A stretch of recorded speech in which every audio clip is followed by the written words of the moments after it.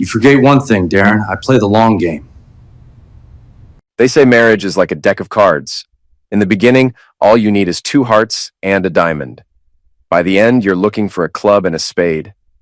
Well, I found my club, and I was about to use it on my wife's brother-in-law, who thought my house was his personal ATM and my wife was his biggest supporter. My name is Pete O'Malley, and I'm a maintenance supervisor at Cleveland Steelworks. 42 years old, built like a linebacker who discovered pizza and married to Nicole for 18 years. We've got a daughter, Riley, who's 18 and heading to college next month. Everything sounds normal, right? Wrong. Dead wrong. It started 3 months ago when Nicole's sister married this piece of work named Darren Price, regional director at some pharmaceutical company, drives a BMW, wears suits that cost more than my monthly salary, and has the personality of a parking ticket. The guy looked at me like I was something stuck to his Italian leather shoes from day one. Pete works with his hands, he'd say to people at family gatherings, like I was some kind of caveman. Manual labor. Very honest work. The way he said it made honest sound like a four-letter word. But here's where it gets interesting. Darren didn't just marry into our family, he decided to take it over. Started with small things, suggesting Nicole deserved better opportunities than being married to a blue-collar guy, offering to pay for Riley's college because Pete probably hasn't saved enough. Each comment was a little needle, carefully placed. Nicole ate it up like chocolate cake. Suddenly, my job wasn't respectable enough. My friends weren't sophisticated enough. My dreams weren't big enough. She'd come home from dinner at Darren and her sister's place with a new attitude and a longer list of my shortcomings. Darren says we should refinance the house, she announced one Tuesday night, not even looking up from her phone. He knows a guy who can get us a better rate. Darren says we should trade in your truck for something more fuel efficient. Darren thinks Riley should apply to private schools instead of community college. Darren says, Darren thinks. Darren knows best. I started calling him Saint Darren in my head, but the joke was wearing thin. The breaking point came last month. I walked into our kitchen to find Nicole and Darren huddled over our financial papers, bank statements, mortgage documents, Riley's college fund statements, my financial papers, spread across my kitchen table like they were planning a hostile takeover. What's going on here? I asked, trying to keep my voice level. Darren looked up with that smug smile of his. Just helping Nicole understand her options, Pete. You've made some interesting financial choices over the years. Interesting. There was that tone again. Nicole wouldn't meet my eyes. Darren was just explaining how we could leverage our equity to... To what? I interrupted. Since when do we need Darren's permission to manage our own money? It's not about permission, Darren said, standing up and straightening his tie. It's about optimization. Nicole deserves security, and frankly, Pete, your approach has been rather conservative. Conservative. Like it was a disease. Get out, I said quietly. Excuse me? You heard me. Get your hands off my papers, get out of my kitchen, and get out of my house. Darren laughed. Actually laughed. Nicole, you see what I mean about his temper? This is exactly the kind of reaction that... I took a step forward. I'm 6'2" and weigh about 220. Darren was maybe 5'10" in his expensive shoes. The laugh died in his throat. Pete, Nicole snapped. He's family. No, I said, still looking at Darren. He's your sister's husband, and he just wore out his welcome. Darren gathered up his papers. Not mine, I noticed, but some printouts he'd brought. Nicole, we'll continue this conversation later. When you're ready to have an adult discussion about your future. Your future. Not our future. Nicole's future. After he left, Nicole and I had the fight to end all fights. She accused me of being jealous, insecure, and embarrassing. I accused her of letting her brother-in-law disrespect her husband and invade our privacy. We said things that couldn't be taken back. She slept in the guest room that night, and the next night, and the night after that. But that wasn't the worst part. The worst part was what happened with my friends. Ray Kowalski has been my best friend since high school. We've been through everything together. My dad's funeral, his divorce, Riley's birth, his mom's cancer. We grab beers every Friday at Murphy's Tavern, watch the Browns lose every Sunday, and cover each other's shifts when life gets complicated. Ray's the kind of guy who'd help you move a body without asking questions, or so I thought. You need to apologize to Darren, he said the Friday after the kitchen incident. We were sitting in our usual booth, nursing our usual beers, but nothing felt usual. I nearly choked on my Budweiser. Come again? Look, Pete, I like you. We're friends. But you can't just throw family members out of your house because you don't like their advice. Since when do you care about Darren Price? Ray shifted uncomfortably. Since he offered me a job. And there it was. The real reason. St. Darren had gotten to my best friend with the one thing Ray couldn't resist: money. He's looking for someone to manage maintenance at his company's new facility, Ray continued. Good pay, benefits, regular hours. He mentioned it after he heard about what happened at your place. Said he understood you were under stress, but that didn't excuse your behavior. He offered you a job after I kicked him out of my house. He's trying to help, Pete. Maybe if you swallowed your pride and... My pride? I stood up so fast the table shook. This isn't about pride, Ray. This is about some rich boy thinking he can buy his way into my family and rearrange my life. Or maybe it's about you being too stubborn to see when someone's trying to help. I stared at my best friend, my former best friend, and realized Darren was smarter than I'd given him credit for. He hadn't just bought Ray with a job offer. He'd convinced him that I was the problem. Enjoy your new job, I said, and walked out. The next week, I found out it wasn't just Ray. Mike Torres, who I'd known for 15 years, suddenly started avoiding me at the grocery store. When I finally cornered him in the cereal aisle, he gave me some BS about how Nicole had been reaching out to their wives, explaining how difficult things were at home. She's worried about you, man, Mike said, not meeting my eyes. Says you've been angry, paranoid. Maybe you should talk to someone. Paranoid. Right. I was paranoid for not wanting my brother-in-law going through my bank statements. Then there was Jim Bradley, my neighbor for 8 years. We'd borrowed tools, helped each other with yard work, shared more beers than I could count. Jim's wife got a call from Nicole, explaining how I'd threatened Darren and how she was scared of my increasingly erratic behavior. One by one, they chose sides, and it wasn't my side. The genius of it was how reasonable it all sounded. Successful businessman tries to help struggling family, husband overreacts, wife reaches out for support, friends rally around the victim. I was being painted as the bad guy in my own life story, and the brushstrokes were so subtle I almost believed it myself. Almost. But I knew what I'd seen in my kitchen that day. I knew what Darren's smug smile meant, what Nicole's refusal to meet my eyes told me, what those financial papers spread across my table represented. This wasn't about helping. This was about taking over. The final straw came 2 weeks later at Riley's graduation party. We'd planned a small backyard barbecue, family and close friends. I was manning the grill, trying to pretend everything was normal, when I overheard a conversation that made my blood boil. Pete's always been a little rough around the edges, Nicole was saying to a group that included Ray, Mike, and their wives. But lately he's been different, angry all the time, suspicious. I'm starting to worry about Riley being around him. Riley being around me, her own father. Maybe he needs professional help, suggested Mike's wife, Linda. Darren thinks it might be a midlife crisis, Nicole continued. You know how men get when they realize their limitations? Their limitations. Like being a maintenance supervisor was some kind of character flaw?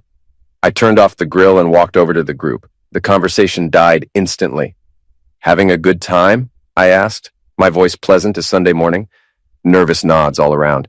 Great. Ray, Mike, thanks for coming. Drive safe. Ray frowned. Pete, the party just started. No, I said, still smiling. It just ended. For you. The silence stretched like a rubber band about to snap. Finally, Ray stood up. You're making a mistake, Pete. Yeah, I am. I'm making the mistake of finding out who my real friends are. They left. All of them. Nicole was furious, Riley was embarrassed, and I was alone in my backyard with a grill full of burgers nobody wanted to eat. That night, after Riley went to her friend's house and Nicole locked herself in the guest room, I sat in my kitchen and took inventory. My wife was choosing her brother-in-law over me. My daughter was caught in the middle. My friends had been turned against me. My own neighbors thought I was unstable. Most men would have thrown in the towel. Most men would have apologized, swallowed their pride, and tried to make peace. But I'm not most men, and I was about to prove it. You know what they don't tell you about revenge? The planning is the best part. Better than the execution, better than the payoff. There's something pure about sitting in your empty house, surrounded by the wreckage of your relationships and plotting the perfect comeback. I started with research. Darren Price, regional director at Midwest Pharmaceuticals, married to my sister-in-law Janet for 3 months. Lives in a fancy condo downtown, drives a BMW, belongs to the country club. On paper, he looked like a success story. But paper lies. It took me 2 weeks of careful digging to find the cracks in St. Darren's perfect facade. The internet is a beautiful thing when you know how to use it. Public records, social media, professional networking sites. People leave digital footprints everywhere they go. Darren's first red flag was his employment history. He'd been with 4 different pharmaceutical companies in the past 6 years. That's a lot of job hopping for someone supposedly climbing the corporate ladder. Each move came with a promotion and a pay raise, which looked impressive until you dug deeper. His second red flag was financial. Despite his big salary and fancy lifestyle, Darren was leveraged to the hilt. The BMW was leased. The condo was mortgaged at 95%. His country club membership was part of a company package. The man was living paycheck to paycheck, just like the rest of us, but with better marketing. The third red flag was the most interesting.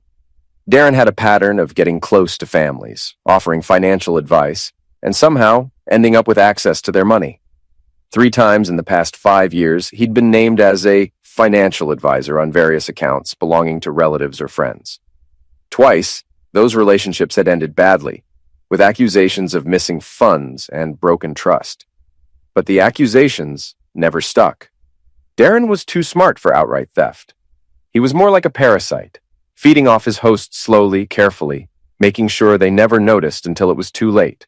And now he had his sights set on my family. The beauty of Nicole's betrayal was how completely she'd bought into Darren's act. She wasn't just defending him, she was actively helping him. Those financial papers he'd been studying weren't just bank statements.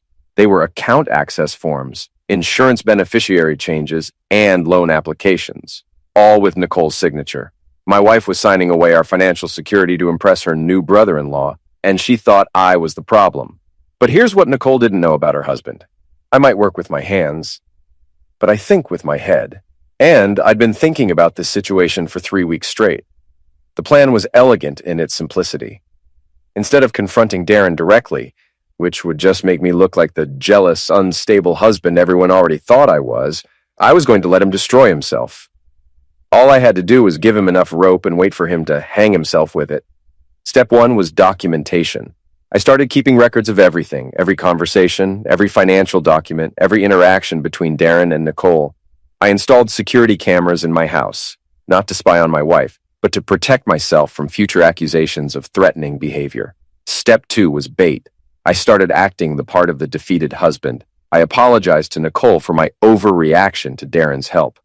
I told her she was right, that I was insecure about our financial situation, and that maybe we should listen to her brother-in-law's advice. Nicole was so relieved by my change in attitude that she didn't question it. Neither did Darren, who saw my surrender as validation of his superiority. "I'm glad you're being reasonable about this, Pete," he said when Nicole invited him over for dinner the following week. "There's no shame in accepting help from family." "You're right," I agreed, playing my part. "I guess I was just overwhelmed." Darren smiled his condescending smile. "It's understandable. Financial planning can be complex for someone without experience." Someone without experience. Right. Step 3 was the trap. Over the next month, I fed Darren carefully selected pieces of financial information, just enough to make him think he was getting the full picture, but not enough to let him see what I was really planning. I told him about our savings account, but not about the separate account I'd opened in my name only. I mentioned our life insurance policies, but not about the policy changes I'd made the week before. I discussed our mortgage refinancing options, but not about the fraud protection services I'd quietly activated on all our accounts. Darren took the bait like a hungry fish. He started making suggestions, offering to handle paperwork, volunteering to meet with financial advisors on our behalf. Each offer was presented as a favor, a way to help poor, overwhelmed Pete navigate the complex world of adult finances. Nicole ate it up. She was so proud of her sophisticated brother-in-law, so grateful for his guidance, so embarrassed by her husband's previous behavior. She encouraged every suggestion, signed every paper, agreed to every meeting, and with each signature, each agreement, each grateful smile, she was building the case that would eventually destroy them both. The confrontation with my former friends was inevitable. I knew they'd eventually show up to stage some kind of intervention, convinced by Nicole and Darren that I was spiraling out of control. I was counting on it. They came on a Saturday afternoon, Ray, Mike, and Jim, looking like a delegation of concerned citizens. Nicole had invited them, of course, as part of her campaign to save me from myself. We need to talk, Ray said when I answered the door. Sure, I replied. Come on in. We sat in my living room, my house, my furniture, my rules, while they took turns explaining how worried they were about me. Pete, we've been friends for 20 years, Ray began, his voice carrying that careful tone people use when they think they're talking to someone unstable. We care about you, man. We're worried. I leaned back in my recliner, completely relaxed. Worried about what? Mike jumped in. About how you've been acting. Nicole says you've been paranoid, suspicious. She thinks you might be having some kind of breakdown. A breakdown, I repeated. Interesting diagnosis. Any of you get medical degrees since I saw you last? Jim shifted uncomfortably. Look, Pete, we know you're under stress. Money problems, work pressure, Riley going to college. What money problems? I interrupted. The three of them exchanged glances. Ray cleared his throat. Nicole mentioned that you guys were struggling financially. That's why Darren was trying to help. Did she mention that our mortgage is paid down to 60%? That we have $43,000 in savings? That Riley's college fund is fully funded? Silence. Did she mention that we own both our cars outright, have no credit card debt, and that my struggling job comes with a pension and full benefits? More silence. Or did she just tell you that poor Pete was in over his head and needed his successful brother-in-law to save him? Mike frowned. She said you guys were having trouble making ends meet. She lied. The word hung in the air like smoke. Ray leaned forward. Why would Nicole lie about that? Good question. Why don't you ask her? Better yet, why don't you ask Darren what he was really doing with those financial papers I found him going through? He was trying to help, Jim insisted. Help himself, I corrected. See, here's what you guys don't know about St. Darren. He's broke, leveraged up to his eyeballs, living paycheck to paycheck, and looking for someone else's money to solve his problems. I pulled out a folder I'd prepared for this moment. Want to see his credit report, his employment history, the 3 families he's already helped out of their savings? Ray's face was turning red. You investigated your own brother-in-law? I investigated the man who was going through my bank statements without permission. The man who convinced my wife to sign papers she didn't understand. The man who turned my friends against me by offering them jobs and telling them I was unstable. That's not, Mike started. That's exactly what happened. I cut him off. Ray, did you get that job he promised you? Ray's silence was answer enough. Mike, did your wife ever get that call from Nicole expressing concern about my mental state? Mike nodded reluctantly. Jim, did Darren happen to mention that he was looking into refinancing options for the whole neighborhood? That he could get everyone better rates? Jim's eyes widened. How did you? Because it's his pattern. He finds a family, gains their trust, gets access to their finances, and bleeds them dry, slowly, carefully, legally. By the time they figure out what happened, he's moved on to the next mark. I stood up and walked to the window. The only thing I couldn't figure out was how he planned to get access to our money. Then I realized he didn't need to steal it. He just needed Nicole to give it to him voluntarily. That's insane, Ray said. Nicole would never? Nicole already has. I turned back to face them. She's signed loan applications using our house as collateral. She's changed the beneficiaries on our life insurance policies. She's given him power of attorney over our savings account, all because she thought she was helping her struggling husband get better financial advice. The room was dead quiet. Finally, Mike spoke up. If all this is true, why haven't you stopped her? I smiled. It wasn't a nice smile. Who says I haven't? That's when Nicole walked in with Darren. They'd been listening from the hallway. I'd counted on that too. Pete! What are you doing? Nicole demanded. Having an honest conversation with my friends? Something I should have done weeks ago. Darren stepped forward, his face flushed. You have no right to make accusations. I have every right to protect my family from a con artist. Con artist? Darren's voice went up an octave. I've done nothing but try to help you people. You people, I repeated. There it is. The real Darren Price. Everybody. Not the helpful brother-in-law, not the financial advisor, not the family man. Just another hustler looking for an easy mark. Pete, stop it. Nicole was crying now. Darren's been nothing but kind to us. Darren's been nothing but smart, I corrected. He found a family with money and a wife who felt underappreciated. He convinced her that her husband was holding her back, that she deserved better, that he could provide it. Classic manipulation. I walked over to my desk and pulled out another folder. Here's the loan application you signed last week, Nicole. The one that puts our house up as collateral for a business investment. Darren's business investment.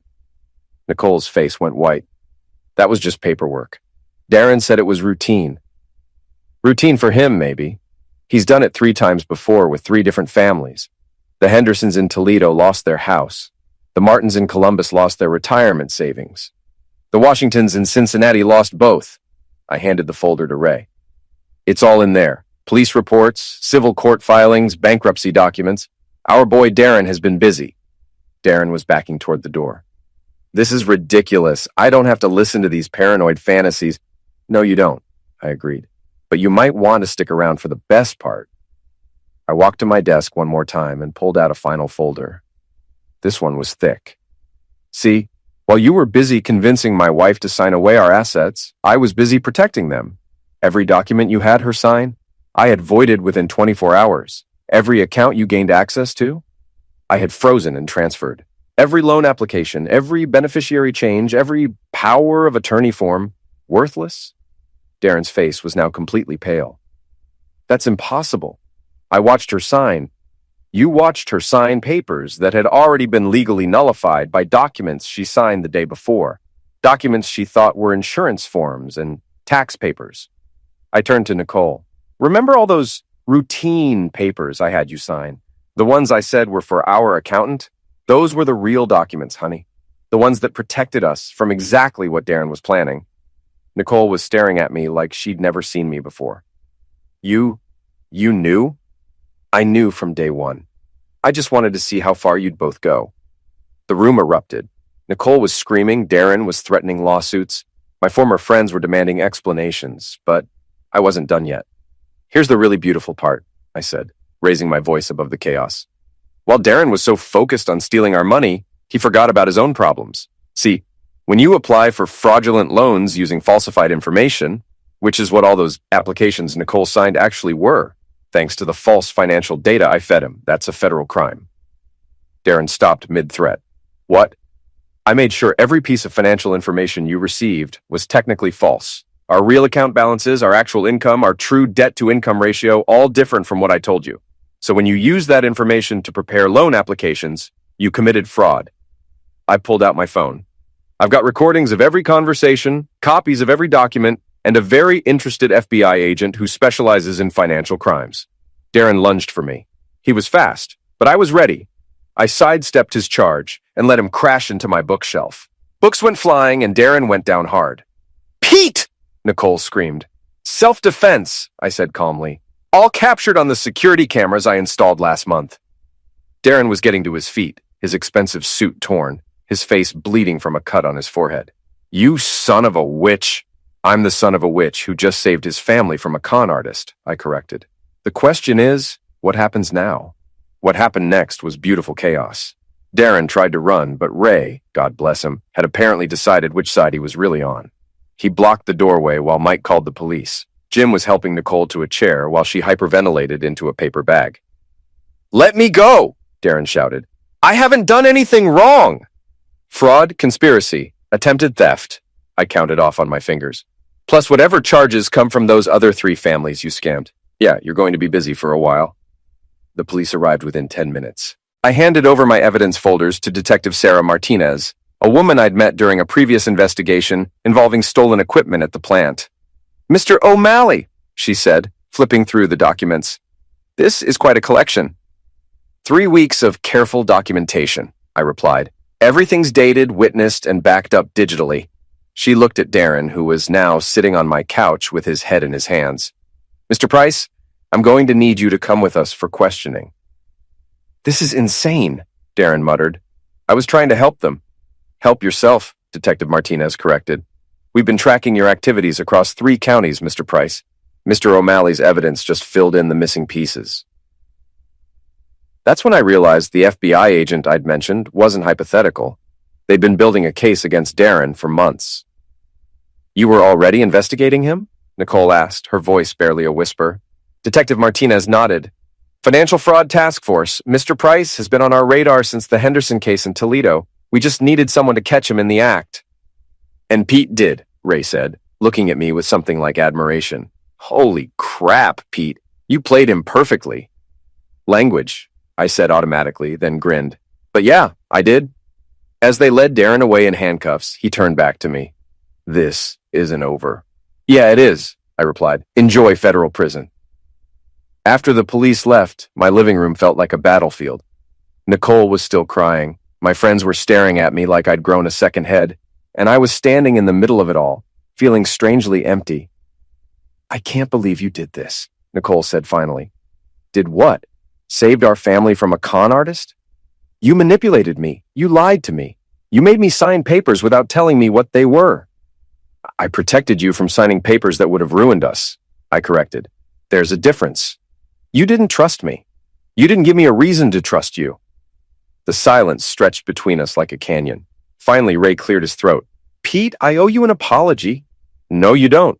You were looking out for what you thought was my best interest. Darren's just good at what he does. I should have known better. Should have trusted you. You should have talked to me instead of listening to gossip and job offers.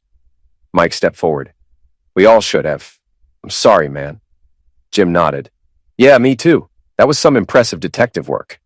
It was some impressive manipulation, Nicole said bitterly. I turned to face my wife. Nicole, in the past 3 months, you've sided with a stranger over your husband, signed legal documents without reading them, shared our private financial information with someone you barely knew, and convinced our friends that I was mentally unstable. But I'm the manipulator? I was trying to help our family. You were trying to impress your new brother-in-law. There's a difference. Riley chose that moment to come home from her friend's house. She walked into our living room, took one look at the overturned bookshelf, her crying mother, and the group of uncomfortable men, and sighed. Let me guess. Darren? How did you? Nicole started. Mom, I'm 18, not 8. I could see what he was doing from day one. Riley dropped her purse on the coffee table. Dad, did you finally bust him? The FBI did. I just helped. Riley grinned. My grin, not Nicole's. Awesome. I never liked him anyway. Riley, Nicole protested. What? He was slimy, Mom. He looked at our house like he was pricing everything for a garage sale. Out of the mouths of babes. Ray, Mike, and Jim left shortly after, each of them shaking my hand and promising to buy me a beer, lots of beers, to make up for doubting me. I appreciated the gesture, but I knew it would take time to rebuild those friendships. Trust, once broken, doesn't heal overnight. Nicole went to her sister's house. Janet, it turned out, was just as shocked as everyone else to discover her new husband was a career criminal. Their marriage was over before it hit the 4-month mark. Riley and I ordered pizza and watched the news together. The story made the local stations, regional pharmaceutical executive arrested in multi-county fraud scheme. They used Darren's corporate headshot, the one where he looked successful and trustworthy. He really had everyone fooled, Riley said, stealing a piece of pepperoni off my slice. Not everyone. You saw through him. Yeah, but I'm naturally suspicious of people who compliment Mom's cooking. Nobody's that good a liar. I laughed, really laughed, for the first time in months. The next few weeks were a whirlwind of legal proceedings, media interviews, and awkward conversations with neighbors who'd heard Nicole's version of events and believed I was the problem. The truth has a way of spreading, though, and eventually, the whole story came out. Darren was charged with 15 counts of fraud across 4 states. The prosecution offered him a plea deal, 7 years in federal prison in exchange for cooperating with their investigation and helping recover money for his victims. He took it. Nicole filed for divorce. I didn't contest it. After everything that had happened, we both knew the marriage was over. She got half the assets, I got full custody of Riley, and we agreed to be civil for our daughter's sake. The house felt different without Nicole's constant criticism and Darren's looming presence. Quieter, but also more peaceful. Riley and I developed a routine. I'd cook breakfast, she'd handle dinner, and we'd trade off on dishes and laundry. You know what's funny? She said one evening as we cleaned up after a particularly successful attempt at homemade tacos. What's that? Mom always said you weren't ambitious enough, that you didn't think big enough, but you just took down a guy with an MBA and a 6-figure salary using nothing but patience and a high school education. Community college, I corrected. 2 years, business administration. Even better. You outsmarted a smart guy by being smarter. 3 months after Darren's arrest, I got a call from Detective Martinez. 3 more families had come forward with similar stories about Darren's financial advice. The FBI estimated he'd stolen over $2 million across a decade of cons. Your evidence was crucial in building the case, she told me. Without your documentation, we might never have been able to prove the pattern. Happy to help. There's something else. The victims' families want to thank you. You're the first person who managed to stop him before he could finish the con. I had advantages they didn't. I knew something was wrong from the beginning. No, Mr. O'Malley. You had something they didn't. You trusted your instincts instead of your ego. That night, I sat in my backyard with a beer, thinking about everything that had happened. A year ago, I'd been a married maintenance supervisor with a stable life and a comfortable routine. Now I was a divorced single father who'd helped bring down a career criminal. Funny how life works out. Riley joined me on the deck, carrying her own soda. Any regrets? She asked. About what? Any of it. The investigation, the divorce, Darren, the whole mess. I thought about it seriously. I regret that your mother got hurt. I regret that our marriage ended. I regret that you had to see your parents' relationship fall apart. But I don't regret protecting our family. I don't regret stopping a criminal. And I don't regret finding out who my real friends are. Good answer. Riley clinked her soda can against my beer bottle. So what's next? College for you, work for me, maybe some dating when I'm ready? Dating? Riley made a face. Gross, Dad. I'm 42, not dead. Still gross. We sat in comfortable silence, watching the sun set over Cleveland. Somewhere across town, Nicole was starting a new life. Somewhere in federal prison, Darren was learning that con artists don't do well behind bars. And somewhere in the distance, Ray, Mike, and Jim were probably having beers and talking about their friend Pete, who turned out to be a lot smarter than any of them had realized. I thought about the last 18 months. The betrayal, the investigation, the confrontation, the aftermath. It had been the most difficult period of my life, but also the most clarifying. I'd learned who I could trust, what I was capable of, and what really mattered. Dad, Riley said. Yeah? I'm proud of you. Thanks, kiddo. I'm proud of you too. For what? I didn't do anything. You saw through Darren when the adults couldn't. You supported me when everyone else thought I was crazy, and you're handling this whole situation with more maturity than most grown-ups would. I learned from the best. As the stars came out over Cleveland, I realized that sometimes the best revenge isn't getting even. It's being right. And sometimes the best victory isn't winning. It's surviving with your integrity intact. Darren Price thought he could manipulate a blue-collar family because he assumed we were too simple to see through his sophisticated con. He was wrong, dead wrong. And that mistake cost him everything.